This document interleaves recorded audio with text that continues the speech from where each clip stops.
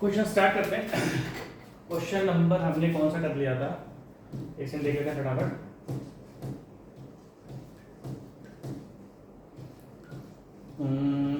थोड़ा देखते हैं, एक सेकंड। 38 समथिंग पे आ गया था, मतलब इसके आसपास कहीं पर आ गए थे।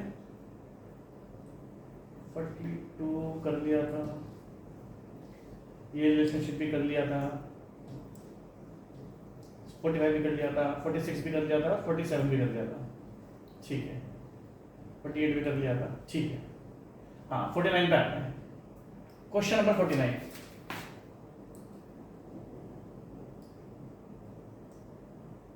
ठीक है, क्वेश्चन नंबर 49 देखते हैं। और मैं जल्दी दोनों स्टेट के स्टूडेंट से बात करूंगा, यूके और यूपी, है ना। जल्दी करेंगे बात, मोस्ट प्रोबेबली संडे तक बात करेंगे, थोड़ा अच्छे से, बहुत अच्छे से बात करेंगे। बाकी करेंगे वो मैं आपको लेक्चर में बताऊंगा, ठीक है।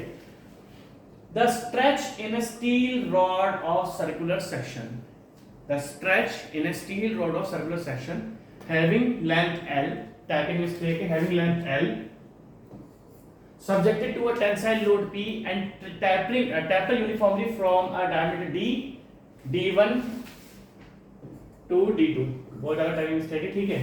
टू द, कुछ भी नहीं है, मैं आपको बताता हूँ। ये एक सर्कुलर सेक्शन है, ये यूनिफॉर्म सेक्शन है, टैपर सेक्शन नहीं है। मतलब इसकी जो डायमीटर यहाँ पर है वही डायमीटर इसकी यहाँ पर है, ये यूनिफॉर्म सेक्शन है। अगर मैं आपसे पूछूं कि इसमें आपका इलोंगेशन कितना है, स्ट्रेच मतलब इलोंगेशन, तो आप बोलोगे sir dial is equals to PL upon A, ये सारे डेरिवेशन हमने करे हैं, ये सारे डेरिवेशन हमने करे हैं। अब दूसरे से पूछा है कि अगर आपके पास एक सर्कुलर सेक्शन है बट वो यूनिफॉर्म नहीं है, यूनिफॉर्मली है तो टैपर सेक्शन है। टैपर सेक्शन मतलब क्या है, अगर यहाँ पर इसकी डायमीटर D1 है तो यहाँ पर इसकी डायमीटर कितनी है आपकी D2, अगर यहाँ पर डायमीटर आपकी D1 है तो यहाँ पर डायमीटर कितनी है आपकी D2। अब इसमें अगर ओरिजिनल लेंथ L है, इसकी ओरिजिनल लेंथ L थी, फोर्स P लग रहा था, तो इसमें जो डिफॉर्मेशन होता है वो होता है PL अपॉन A। ये हमने डेरिवेशन भी किया, दोनों की डेरिवेशन करवाया है मैंने, बट अभी हम ऑब्जेक्टिव क्वेश्चंस कर रहे हैं। डेरिवेशन आपको ध्यान है किस तरीके से मैंने डिराइव इसको करा था, बट आपको साथ में क्या याद रखना पड़ेगा, इसके फॉर्मूलाज भी याद रखने पड़ेंगे। जब मैंने डेरिवेशन करवाया था तो मैंने आपको बोला था कि ये जो इलोंगेशंस आ रहे हैं ये आपको ध्यान रखने पड़ेंगे, ऐसा नहीं कि डेरिवेशन ही ध्यान रखना है, आपको इसका डायरेक्ट फॉर्मूला भी ध्यान रखना है। तो मैंने तो डिराइव कराया है, ये भी डिराइव कराया हुआ और वो वाला भी डिराइव कराया हुआ है। तो जब टैपर सेक्शन होता है और यूनिफॉर्मली टैपर होता है, मतलब धीरे धीरे करके बढ़ रहा है, ऐसा नहीं कि यहीं पर D1 है तो यहाँ पर इम्प्रॉपर नहीं है, एक सीक्वेंस से बढ़ रहा है, लाइक 0 1 2 3 4 5 6 7 8 9 10, इस तरीके से प्रोजेक्ट कीड़ा कहाँ से आ गया, प्रॉपर बढ़ रहा है, ठीक है। अब अगर हम आगे की बात डिस्कस करें तो इसका सिंपल फॉर्मूला है यार, 4 इसका लिखा 4PL पाई E D1 D2, डिराइव करा था कि डायरेक्ट फॉर्मूला है, सिंपल सा। ये दोनों फॉर्मूला तो किसी बच्चे को याद होंगे। ये तो सॉल्व का बहुत इजी क्वेश्चन है, क्योंकि आपको पता है कि ये जो टैपर सेक्शन होता है, इस टैपर सेक्शन का एलोंगेशन बहुत बार पूछा गया है, बहुत बार। तो ये बहुत इजी क्वेश्चन है। आप आजकल के एग्जाम जैसे आ रहे हैं, मैं आपको भी बहुत कुछ बताऊंगा संडे को हम बहुत अच्छे से बात करेंगे, ठीक है। तो सिंपल फॉर्मूला बेस्ड क्वेश्चन है। If the Poisson ratio for a material is 0.5, Poisson ratio कितना है आपका 0.5, ठीक है। देन पॉइसन रेशियो इतना, then the elastic modulus for the material is, ठीक है। इससे तीन चीजें पूछी है, देखो। एक तो पॉइसन रेशियो, सबसे पहले आप लिख लो क्या पूछा है आपका म्यू, उसके बाद क्या पूछा हुआ है यंग्स मॉडुलस ऑफ इलास्टिसिटी, उसके बाद क्या पूछा हुआ है, अगर आप ऑप्शन में देखोगे तो हर जगह शियर मॉडुलस लिखा हुआ है, क्या लिखा हुआ है शियर मॉडुलस। दैट मींस आपको एन और जी, मतलब हम शियर मॉडुलस को एन और जी से रिप्रेजेंट करते हैं, तो आपको इन तीनों का रिलेशनशिप पूछा हुआ है। अगर मैं आपसे पूछूं इन तीनों का रिलेशनशिप क्या है, सिंपल सा है, E is to 2n 1 plus mu, क्योंकि ऑप्शन एक्चुअली क्वेश्चन में इसने शियर मॉडुलस नहीं दिख रखा हुआ, जब बट हमने आंसर्स देखे तो तीन ऑप्शंस में इसने आपको शियर मॉडुलस लिखा हुआ है, तो दैट मींस मुझे शियर मॉडुलस की टर्म में आंसर डिटरमाइन करना पड़ेगा। तो अगर हम शियर मॉडुलस की बात करें तो ये फॉर्मूला है, अब इससे पॉइसन रेशियो कितना लिखा रखा हुआ है 0.5, तो इसको 0.5 पुट कर दो, E is equal to 2n 1 plus 0.5, तो आ जाएगा 1.5, E is equal to 2n into 1.5 is equal to thrice of n, मतलब E इज इक्वल टू आ गया आपके पास 3n। अब इसका आंसर आप ऑप्शन में देखो 3 टाइम्स का, यार 3 टाइम्स इज शियर मॉडुलस। अगर किसी भी मटेरियल का पॉइसन रेशियो आपको 0.5 है, एक सेकंड पेज का आ गया, किसी मटेरियल का पॉइसन रेशियो आपको 0.5 है, तो जब हम रिलेशनशिप यूज करेंगे इलास्टिक कांस्टेंट का, जो होता है E is equal to 2n bracket में 1 प्लस म्यू, अगर हम रिलेशनशिप को पॉइजन रेशियो की वैल्यू रखेंगे तो फाइनली मेरा क्या था 3 times the shear modulus. Easy question था, टेबल क्वेश्चन नहीं। Next question, the Poisson ratio of a material which has young modulus of velocity इतना एंड शियर मॉडुलस इतना। सिंपल सा क्वेश्चन है। आपने देखा होगा इलास्टिक कांस्टेंट में आपको बहुत क्वेश्चंस करा रहा हूं क्योंकि इलास्टिक कांस्टेंट्स के ऊपर बहुत एक कॉमन क्वेश्चन बनता है इन रिलेशनशिप के ऊपर। देखो इसने सबसे पहले क्या दिया आपको, पॉइजन रेशियो पूछा है, म्यू पूछा है, यंग्स मॉडुलस देख रखा है जीपीए गीगापास्कल्स 120 जीपीए, शियर मॉडुलस कितना देख रखा हुआ है 50 जीपीए। ये बहुत इजी क्वेश्चंस हैं बट मैं आपको इसलिए करा रहा हूं क्योंकि क्वेश्चंस आते हैं।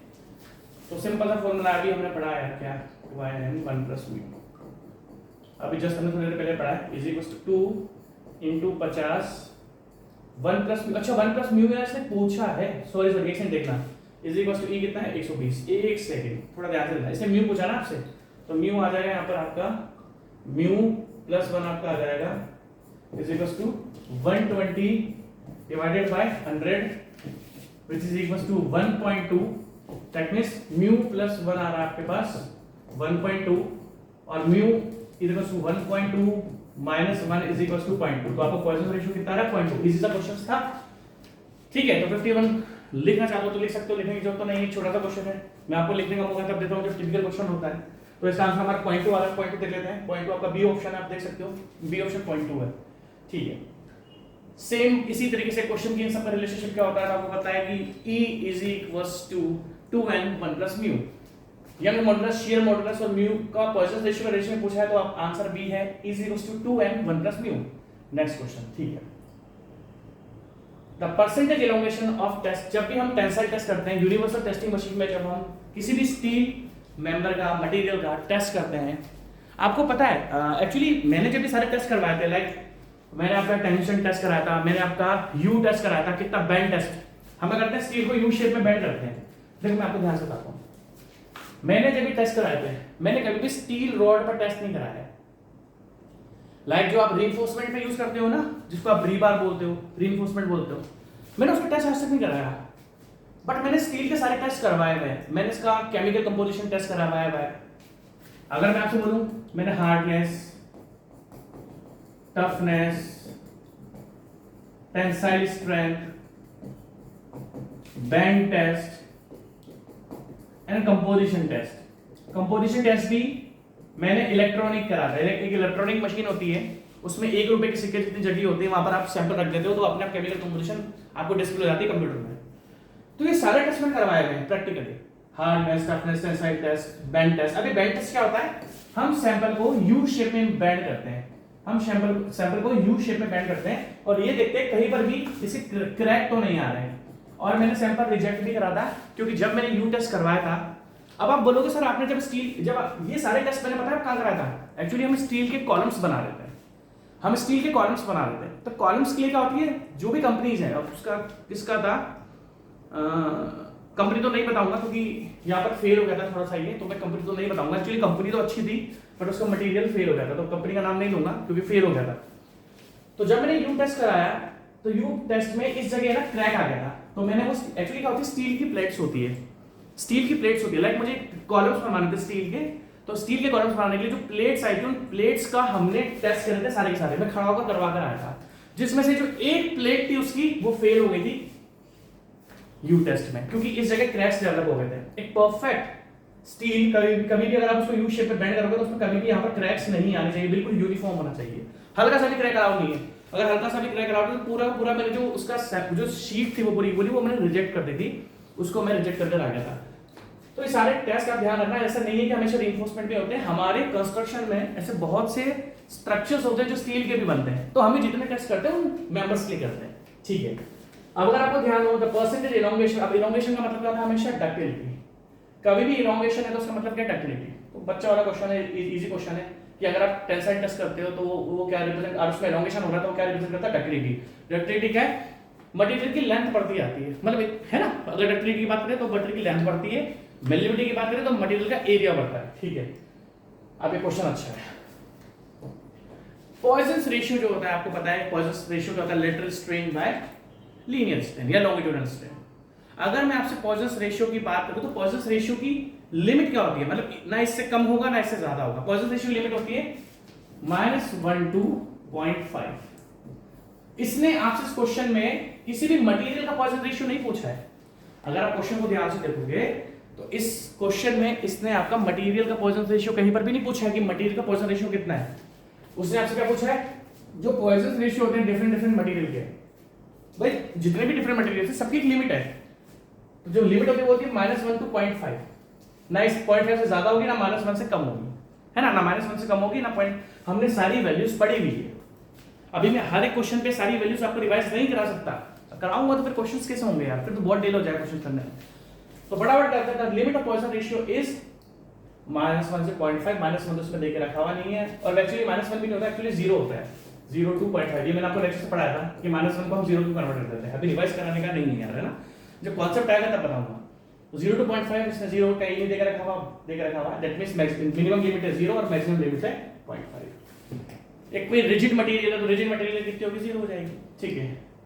अब देखो -0.5 आपका आंसर है, ठीक है। अब आप ध्यान से देखना, अब अच्छे क्वेश्चंस आ रहे हैं। Ductility of which of the following is the maximum. बहुत जबरदस्त क्वेश्चन है ये बहुत ही जबरदस्त क्वेश्चन है। कभी भी किसी मेंबर की, अच्छा मैं आपसे एक चीज पूछता हूं, पहले आज जो मैं स्टील यूज करा रहा हूं वो यूज करा रहा हूं, मैं आरसीसी स्ट्रक्चर्स की बात कर रहा हूं। अभी हम आरसीसी स्ट्रक्चर्स बना रहे हैं, आज के आज से 5 साल पहले भी जब मैंने आरसीसी स्ट्रक्चर बनाया, या उससे 7 साल पहले भी आरसीसी जब भी मैंने बनवाया, आजकल जो स्टील की ग्रेड यूज हो रही है वो हो रही Fe500D। अब इस क्वेश्चन को बहुत ध्यान से देखना पड़ेगा आपको। पहले कौन सी स्टील की ग्रेड थी, Fe500, जो जनरली आरसीसी स्ट्रक्चर्स में यूज होती थी, अगर आप अच्छे प्रोजेक्ट पे जाते हो तो आज जो मैं स्टील यूज करा रहा हूं वो यूज करा रहा हूं Fe500D, और पहले मैं कराता था Fe500। क्यों, इन दोनों में क्या चेंज है, इन दोनों में चेंजेस डी का, डक्टिलिटी। आप भी कंस्ट्रक्शन कराओगे किसी अच्छी जगह पर तो आप 500D को देखोगे, होता क्या है आपको अच्छी तरीके से पता है। एक होता है माइल्ड स्टील, एक होता है मीडियम कार्बन स्टील, एक होता है हाई कार्बन कंटेंट स्टील। अब ये जो हमारा Fe500D हाई कार्बन कंटेंट होता है। देखो सिंपल सा फंडा है, जैसे जैसे आप कार्बन कंटेंट बढ़ाओगे, जैसे जैसे आप कार्बन कंटेंट बढ़ाओगे, अगर कार्बन कंटेंट इंक्रीज होता है तो स्ट्रेंथ इंक्रीज होती है और डक्टिलिटी डिक्रीज हो जाती है, डक्टिलिटी डिक्रीज हो जाती है। दैट मींस जिस मटेरियल में सबसे कम कार्बन कंटेंट होगा उसकी डक्टिलिटी तो ज्यादा होगी, उसकी डक्टिलिटी तो ज्यादा होगी। जिस मटेरियल में सबसे कम कार्बन कंटेंट होगा उसकी डक्टिलिटी तो ज्यादा होगी बट स्ट्रेंथ कम होगी। जिस मटेरियल में कार्बन कंटेंट बहुत ज्यादा होगा उसकी स्ट्रेंथ तो ज्यादा होगी बट डक्टिलिटी, क्यों, क्योंकि हार्डनेस बढ़ जाती है। जैसे कार्बन कंटेंट बढ़ा, स्ट्रेंथ बढ़ी, हार्डनेस भी इंक्रीज हो जाती है। हार्डनेस क्या होती है, इंक्रीज हो जाती है, और जैसे ही हार्डनेस इंक्रीज हो जाती है डक्टिलिटी रिड्यूस हो जाती है। तो हुआ क्या था, Fe500D। अब मैं आपसे सिंपल सा एक चीज पूछता हूं, आपने 3 टाइप के स्टील मैंने आपको बताया, माइल्ड स्टील, देखो ध्यान से देखना, माइल्ड स्टील, प्लीज ध्यान से देखना, ये क्वेश्चन बहुत अच्छे हैं। Medium carbon steel and high carbon content steel. अगर मैं आपसे बोलूं माइल्ड स्टील का Fe250, ये Fe310, 300 है, और ये Fe500, इमेजिन करो, ये 3 ग्रेड ऑफ स्टील लिख दी मैंने आपके सामने। ये तो बर्तनों के काम आता है, मैंने आपको पहले बताया था कि मीडियम टेंसाइल स्टील का काम आता है, बर्तनों में काम आता है। अगर मैं आपसे माइल्ड स्टील के बारे में, माइल्ड स्टील में कार्बन कंटेंट कितना है, अगर मैं आपसे पूछूं माइल्ड स्टील में कार्बन, तो आप बोलोगे सर माइल्ड स्टील में कार्बन कंटेंट है 0.25%, मीडियम टेंसाइल स्टील में 0.25 से 0.60, और हाई कार्बन स्टील में 0.6 to 1.50। अगर आप देख सकते हो तो इन तीनों में सबसे ज्यादा स्ट्रेंथ किसकी आती है, हाई कार्बन स्टील की।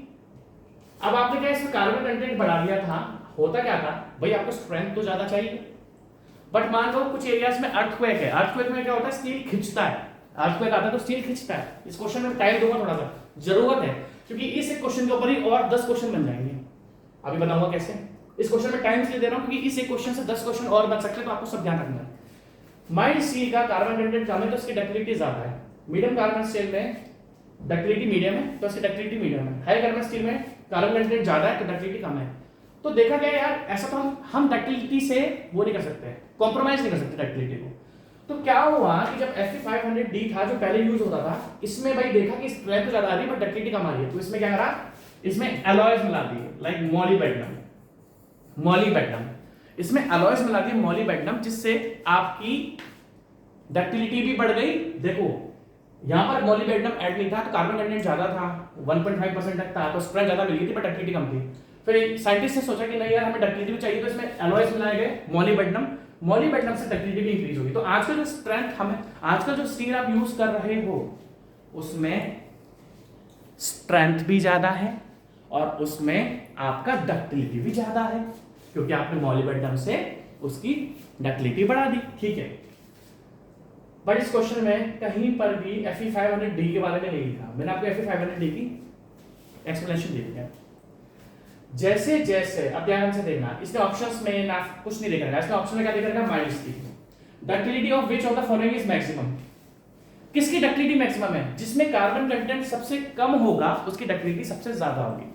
प्लीज ध्यान से देखना, जिसकी कार्बन कंटेंट सबसे कम है उसकी डक्टिलिटी सबसे ज्यादा होगी। अब माइल्ड स्टील का तो आपको पता है, माइल्ड स्टील का कार्बन कंटेंट कितना है, 0.25%। अगला ऑप्शन देखो, अगला ऑप्शन इन्होंने आपके सामने क्या देकर रखा हुआ है, अगला ऑप्शन इन्होंने आपको देकर रखा है कास्ट आयरन। कास्ट आयरन का कितना होता है, अगर मैं आपसे बोलूं कास्ट आयरन का कितना होता है, तो आप बोलोगे सर कास्ट आयरन का जो कार्बन कंटेंट होता है वो होता है 2% से 4%। आप ध्यान से देखना, कास्ट आयरन का जो कार्बन कंटेंट होता है वो होता है 2% से 4%। सब कार्बन कंटेंट की कहानी है। रॉट आयरन क्या होता है, पिग आयरन से ही, देखो पिग आयरन क्या है, एक देसी सा आयरन, हम पिग आयरन से स्टील बनाते हैं, हम मतलब जो हमारे पास मेन कॉन्स्टिट्यूएंट है। लाइक अगर मैं आपसे ब्रिक की बात करूं तो ब्रिक किससे बनती है, ब्रिक तो मिट्टी से बनती है, बट हम मिट्टी के साथ भाई मिट्टी को प्योरीफाइड तो करते हैं। आपने देखा होगा in the manufacturing of brick सबसे पहले हम मिट्टी निकालते हैं, बट मिट्टी को हम क्लीन करते हैं। तो वो जो मिट्टी है ना वो आपका पिग आयरन है। पिग आयरन से रॉट आयरन बनता है, पिग आयरन से कास्ट आयरन बनता है, पिग आयरन से ही माइल्ड स्टील बनता है। तो पिग आयरन से अगर सब कुछ बन रहा है तो पिग आयरन में सबसे ज्यादा होता है। पिग आयरन में कितना होता है कार्बन कंटेंट, 4%। पिग आयरन में कितना होता है, 4%। अब तीसरा हमारा क्या बचा, तीसरा बना रॉट आयरन। अब ये बहुत ही जबरदस्त क्वेश्चन है, क्योंकि रॉट आयरन में जो कार्बन कंटेंट होता है ना, रॉट आयरन में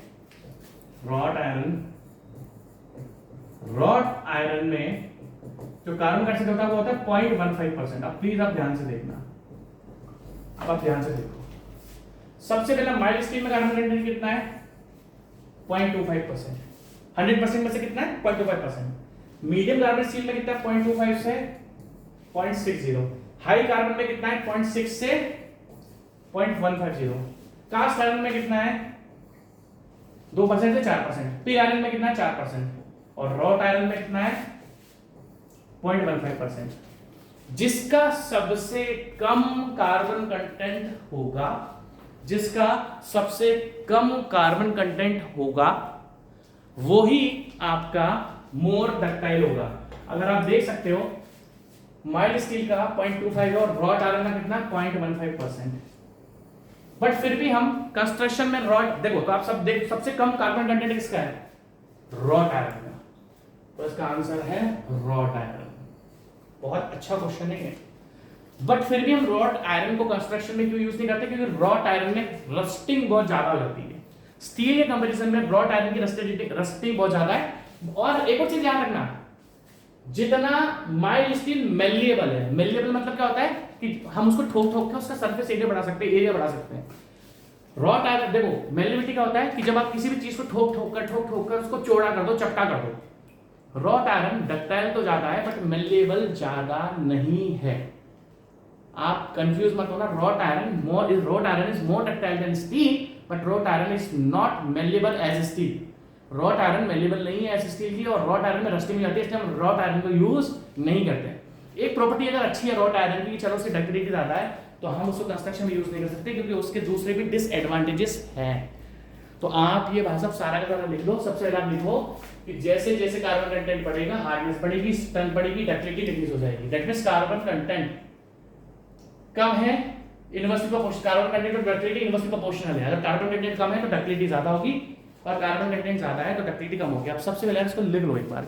देखो सबसे पहले आप ये लिखना, उसके बाद आप इसको लिखना कार्बन कंटेंट, ये पूरा का पूरा मैंने कार्बन कंटेंट लिखा हुआ है सबका, ये लिख लो भाई। इंपॉर्टेंट है, मैं पानी पी लेता हूँ थोड़ा सा, है ना।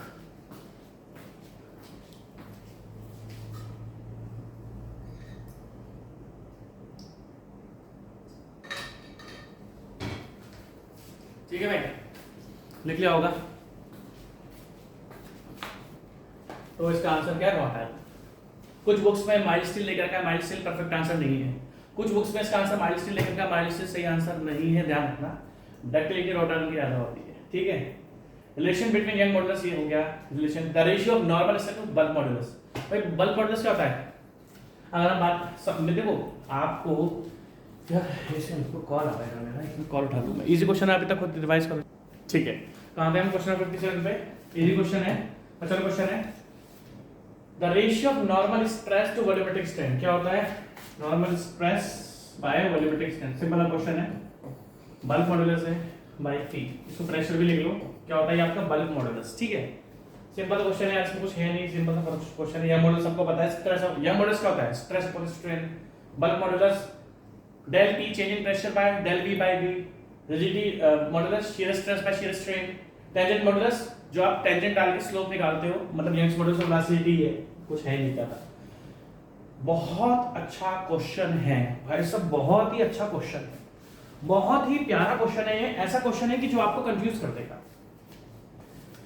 A material is called ductile if it is, अगर मैं आपसे पूछूं आप किसी भी मटेरियल को डक्टाइल का बोलोगे, तो आप बोलोगे सर जब हम किसी भी मटेरियल पर टेंसाइल लोड लगाएंगे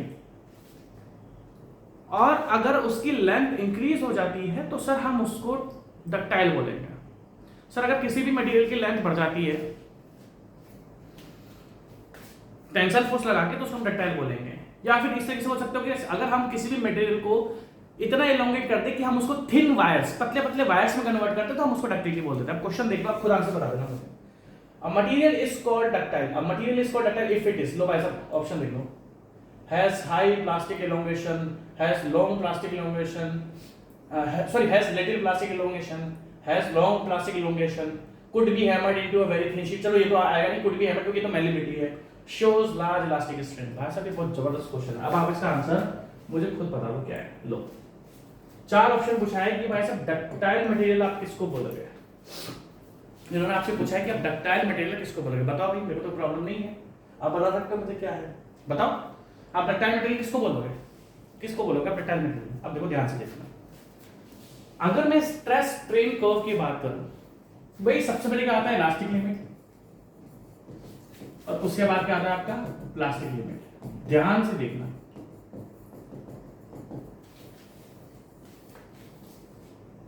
आपने एक मटेरियल पर टेंसाइल फोर्स लगाया और उसको इलोंगेट करने की कोशिश करी, उसको लंबा करने की कोशिश करी।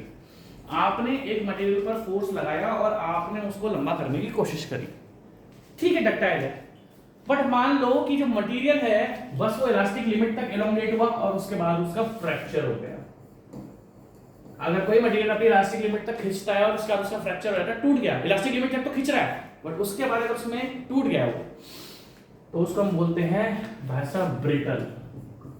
अब आप ध्यान से देखना, कोई मटेरियल आपने क्या करा, इलास्टिक लिमिट तक तो उसको एलोंगेट करना है बट उसके बाद वो टूट गया तो उसको बोलेंगे ब्रिटल।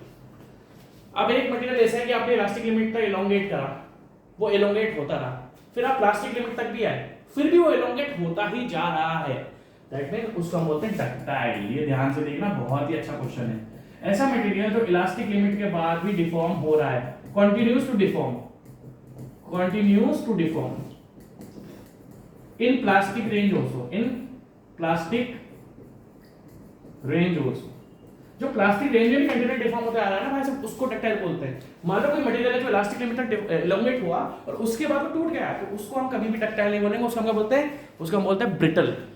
हम डक्टाइल किसको बोलेंगे भाई साहब? डक्टाइल उसको बोला जाता है जो इलास्टिक प्लास्टिक सब में डिफॉर्म कंटिन्यूअसली होता रहता है, has long plastic elongation range. भाई साहब बहुत अच्छा क्वेश्चन है, क्योंकि डक्टिलिटी की जो हम डेफिनेशन पढ़ते हैं वो डक्टिलिटी तो पढ़ते हैं कि हाँ लेंथ बढ़ रही है, बट लेंथ बढ़ का रही है।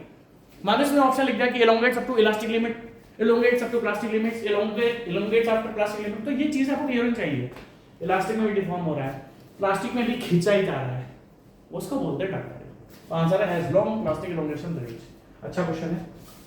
पॉइसन रेशियो डिफाइंड एज, आपको अच्छे से पता है पॉइसन रेशियो क्या होता है भाई साहब? Lateral strain by longitudinal strain. Modulus of rigidity अब आपको अच्छी तरह से पता है, मॉडुलस ऑफ रिजिडिटी क्या होता है, shear stress by shear strength. Modulus of rigidity क्या है, shear stress by shear strength. हाँ अब क्वेश्चन देखो, Hooke's law is valid up to, देखो हमने बताया था कि हुक्स लॉ जो वैलिड होता है that means stress is directly proportional to strain, वो लिमिट ऑफ प्रोपोर्शनलिटी होता है। अगर किसी ऑप्शंस में लिमिट ऑफ प्रोपोर्शनलिटी नहीं दिया जाता है तो वहां पर आप इलास्टिक लिमिट को टिक करके आ सकते हो। बट अगर आप इस जगह देखोगे क्वेश्चन नंबर 61 में देखोगे तो क्वेश्चन नंबर 61 में आपको अच्छी तरीके से पता है कि हुक्स लॉ आपका लिमिट ऑफ प्रोपोर्शनलिटी तक वैलिड है। अगर ये ऑप्शन नहीं देके रखा तो इलास्टिक लिमिट टिक करके, क्योंकि ये दोनों पॉइंट बहुत पास होते हैं। एक्चुअली लिमिट ऑफ प्रोपोर्शनलिटी और आपका इलास्टिक लिमिट दोनों पास होते हैं, बहुत नियर बाय वैल्यूज होती है। तो कुछ बुक्स इसको लिमिट ऑफ प्रोपोर्शनलिटी को हटाकर इलास्टिक लिमिट लिख देती है। ठीक है, अब आपको एक चीज ध्यान से देखनी पड़ेगी। अगर मैं यूनिट नंबर 1 की बात करूं तो यूनिट नंबर 1 में एक्चुअली दो टॉपिक्स आते हैं, एक तो प्रॉपर्टीज ऑफ मटेरियल, दूसरा इसमें आता है स्ट्रेस स्ट्रेन, तीसरा इसमें क्या आता है, भाई साहब एक तीसरा टॉपिक ध्यान से देखना, स्ट्रेन एनर्जी।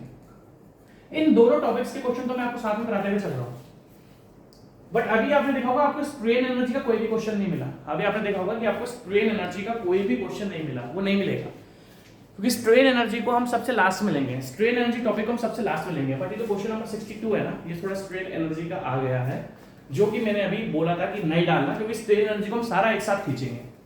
और मैं आपको बता रहा हूँ ना, एक भी क्वेश्चन बाहर से नहीं आने वाला, जितना मैं पढ़ा रहा हूँ यही आएगा, इसके अलावा कुछ नहीं आएगा। जितना पढ़ा रहा हूँ यही आएगा, इसके अलावा कुछ नहीं आएगा, तो टेंशन बिल्कुल मत लेना, ठीक है। Next, the ability of material to absorb energy till elastic limit. देखो ध्यान से देखो, ये आपका स्ट्रेस स्ट्रेन का होगा, ये आपकी इलास्टिक लिमिट है, इलास्टिक लिमिट, ठीक है। ये आपका अल्टीमेट स्ट्रेंथ है, ये आपका फेलियर है। तो अगर हम बोले कि मटेरियल जब अपने अंदर ओनली इलास्टिक लिमिट तक एनर्जी अब्सॉर्ब करता है, अगर आपने किसी भी मटेरियल के अंदर कोई इलोंगेशन लगाया, कोई फोर्स लगाया जिसके कारण इलोंगेशन आ रहा है, आपने किसी भी मटेरियल पर कोई फोर्स लगाया जिसके कारण आपका इलोंगेशन आ रहा है, तो उस मटेरियल को जो एनर्जी अब्सॉर्ब होती है आपको इलास्टिक रहेगा, हम उसको क्या बोलते हैं, रेजिलियंस। एक्चुअली स्ट्रेन एनर्जी का क्वेश्चन आ गया, स्ट्रेन एनर्जी के सारे क्वेश्चंस हम लास्ट में करेंगे, मतलब इन क्वेश्चंस के लास्ट में हम करना चालू करेंगे, ठीक है। तो इसने आपसे क्या पूछा था, ability of material till the elastic limit is known as, elastic limit तक जो मटेरियल के अंदर एनर्जी अब्सॉर्ब होती है उसको हम बोलते हैं रेजिलियंस। और थ्रू आउट द कर्व जो एनर्जी अब्सॉर्ब होती है उसको हम बोलते हैं toughness. Through out the curve पूरा का पूरा जो एनर्जी अब्सॉर्ब होती है थ्रू आउट टिल फेलियर उसको हम बोलते हैं टफनेस। तो अगर टफनेस का क्वेश्चन था तो वो तो इसी यूनिट का हम कर रहे हैं, बट अभी स्ट्रेन एनर्जी को हम आपके छोड़ते हुए चल रहे हैं। तो आप थोड़ा लिख लो इसको कि यहाँ तक तो होती है टफनेस, ये आप कर्व बना लो, और ये आपका होता है रेजिलियंस। आप लिख सकते हो इसको, जरूरत तो नहीं है बट फिर भी आप लिख लो इसको, ठीक है। ध्यान से question number 63, out of the following which is the least elastic. देखो भाई लीस्ट इलास्टिक का मतलब क्या है, इसने पूछा कि लीस्ट इलास्टिक जिसके अंदर इलोंगेशन ही नहीं हो, वो लीस्ट इलास्टिक है आपका। अगर मैं आपसे डिस्कस करूं लीस्ट इलास्टिक का मतलब है जिसका यंग्स मॉडुलस ऑफ इलास्टिसिटी ज्यादा होगा वो मोर इलास्टिक होगा, जिसका यंग्स मॉडुलस ऑफ इलास्टिसिटी कम होगा वो लीस्ट इलास्टिक होगा। भाई यंग्स मॉडुलस ऑफ इलास्टिसिटी क्या डिफाइन करता है, आपकी इलास्टिसिटी तो डिफाइन करता है। अगर मैं आपसे सबसे पहले पूछूं सिल्वर का यंग मॉडुलस ऑफ इलास्टिसिटी कितना होता है, 83 GPa। अगर हम ये बात करें कि रबड़ का यंग्स मॉडुलस ऑफ इलास्टिसिटी कितना होता है, 0.02 GPa। अगर हम ये बात करें आयरन, अभी आपने देखा आयरन का कितना होता है, देखो आयरन का बहुत कम होता है, आयरन का ज्यादा नहीं होता है, अप्रोक्सीमेट 180 समथिंग।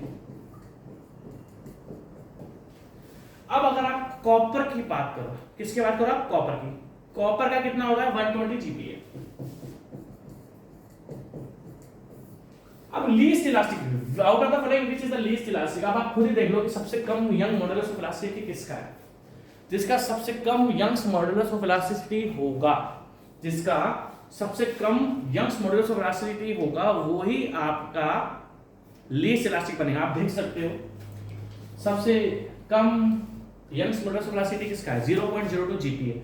जीपीए को क्या है, देखो एक तो होता है मेगा, उसमें 10 की पावर 3 से मल्टीप्लाई करना पड़ता है, एक होता है गीगा, गीगा में 10 की पावर 6 से मल्टीप्लाई करना पड़ता है। तो आप खुद देख सकते हो कि यहां पर आपका 0.02 सबसे कम है, तो इसका which of the following is least elastic. देखने से लगता है रबर सबसे ज्यादा, बट रबर का सबसे कम यंग्स मॉडुलस ऑफ इलास्टिसिटी होता है, इसलिए इसका आंसर रबर बन जाएगा। ठीक है, नेक्स्ट क्वेश्चन। अब देखो द एबिलिटी ऑफ मटेरियल, अब क्वेश्चन अच्छा है, the ability of material to absorb energy till the breaking और रप्चर टेक्स प्लेस। अभी मैंने आपको स्ट्रेस स्ट्रेन ड्रॉप बताया था कि इलास्टिक लिमिट तक जो मटेरियल अपने अंदर एनर्जी एब्सॉर्ब करता है, इलास्टिक लिमिट तक जो मटेरियल अपनी एनर्जी एब्सॉर्ब करता है, उसको हम क्या बोलते हैं, उसको हम बोलते हैं रेजिलियंस। बट फेलियर तक जो एनर्जी एब्सॉर्ब होती है उसको हम क्या बोलते हैं, टफनेस। तो इसका आंसर क्या है, टफनेस। मैंने अभी आपको कर्व में बताया which of the following is the least carbon content. No doubt wrought iron में मेरा आपको पता था, अभी हमने सबके कार्बन कंटेंट लिखे थे, रॉट आयरन में सबसे कम कार्बन कंटेंट होता है, कितना, 0.15%। रॉट आयरन में कितना होता है, 0.15%। अभी इसी से हमने डक्टिलिटी को डिफाइन करा था। Which of the following is the least carbon content, wrought iron. Wrought iron has only 0.15% of carbon. ठीक, next total number of elastic. देखो मैंने 3 बताया था आपको, elastic constant, isotropic, orthotropic and anisotropic. आप ध्यान रखो 2 9 21, 2 9 21, आइसोट्रोपिक के लिए 2, ऑर्थोट्रोपिक के लिए 9 और एनाइसोट्रोपिक के लिए 21। 2 9 21 से याद रखना। आइसोट्रोपिक और होमोजेनियस के लिए 2, आपका ऑर्थोट्रोपिक के लिए 9 और लास्ट में 21। तो इसका आंसर क्या है, 2। ठीक है, total number of elastic isotropic material are, total number of elastic constants for isotropic material. Question पूरा नहीं है, पूरा लिख लेना। Next question, creep of a material. अगर हम ये बात करें क्रीप क्या होता है, देखो आपने किसी भी मटेरियल पर कोई लोड लगाया, कांस्टेंट लोड, और उसका टेम्परेचर चेंज करा, तो मटेरियल के अंदर डिफॉर्मेशन आ जाता है। आपने अगर किसी भी मटेरियल पर एक कांस्टेंट लोड लगाया हुआ है और उसका टेम्परेचर भी आपने चेंज कर दिया, तो उसके अंदर डिफॉर्मेशन आ जाता है, और ये ऐसा डिफॉर्मेशन होता है जो रिकवर नहीं होता। लाइक इलास्टिक लिमिट की बात करें, अगर इलास्टिक लिमिट तक कोई भी मटेरियल डिफॉर्म होगा, आपने इलास्टिक लिमिट तक किसी भी मटेरियल को डिफॉर्म करा, उसको चेंज करा, फोर्स लगाया, उसमें कुछ चेंजेस आए, लेंथ में चेंजेस आए, इलास्टिक लिमिट तक रिकवर हो जाता है। इवन प्लास्टिक लिमिट में भी रिकवर होता है। बट अगर क्रीप आ गया, तो क्रीप में कभी भी डिफॉर्मेशन रिकवर नहीं होता है।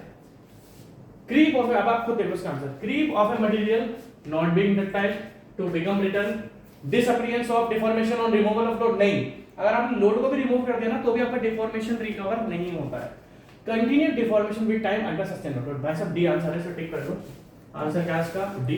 इसी को आपको टिक करना है। डिफॉर्मेशन होता है समय के साथ, लोड हमेशा सेम रहता है, बट जैसे जैसे समय चेंज होता जाएगा, टेम्परेचर चेंज होता जाएगा, उसके अंदर डिफॉर्मेशन आ जाता है। तो आंसर इसका डी है। Which of the following is a relatively ductile material? अब देखो डक्टाइल मटेरियल का क्या है आपका, जितना ज्यादा कार्बन कंटेंट होगा वो उतना कम, जितना ज्यादा कार्बन कंटेंट होगा उसकी स्ट्रेंथ ज्यादा होगी, बट डक्टिलिटी कम होगी। तो देखो हाई कार्बन स्टील में, बट इसने मोर डक्टाइल पूछा ना, which of the following is a relatively ductile material? Relative मतलब कौन सा ज्यादा है इनका कंपैरिजन में। अब हाई कार्बन कंटेंट में हाई कार्बन हटा दिएंगे, ब्रोंज में कार्बन कंटेंट है नहीं, so ऑप्शन को काट ही दो। माइल्ड स्टील में क्या होता है आपका 0.15। देखो ये चीज को ध्यान रखना, सॉरी है ना, सॉरी 0.25 मैं उल्टा से लिख रहा हूँ 0.25, ठीक है। और कास्ट आयरन में भी हमने डिस्कस करा, कास्ट आयरन में भी ज्यादा होता है, कितना 2% से 4% तक, 2% से 4% तक। तो इसमें सबसे कम जो कार्बन कंटेंट है ना वो माइल्ड स्टील में है, तो भाई साहब यही आपका मोर डक्टाइल होगा। इजी क्वेश्चन था।